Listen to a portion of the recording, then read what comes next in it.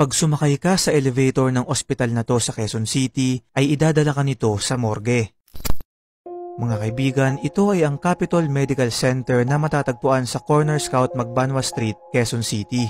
Ito ay pinasinayaan noong March 19, 1970 at ilang buwan lamang ang makalipas June 22 ng parehong taon ay nagsimula na itong buksan at mag-operate. Itinuturing ito bilang isa sa pinakanakakatakot na ospital sa Pilipinas na ayon sa ilang mga lumang kwento ng mga taong nakapunta na dito, lalo na yung mga nagtatrabaho sa ospital na to, ay may isang elevator daw ang iniiwasan nilang sakyan mag-isa dahil kahit na anong pindutin mong floor ay idadala ka pa rin nito sa basement kung saan matatagpuan yung lumang morgue ng ospital. Sa Filipino folklore ay may mga kwento patungkol sa mga elevator sa ospital na nagsisilbi di umano bilang isang portal ng mga kaluluwa papunta sa kabilang buhay. Ito raw ang dahilan kung bakit ang ilang mga elevator sa iba't ibang ospital ay bigla-bigla na lang bumubukas kahit wala namang tao.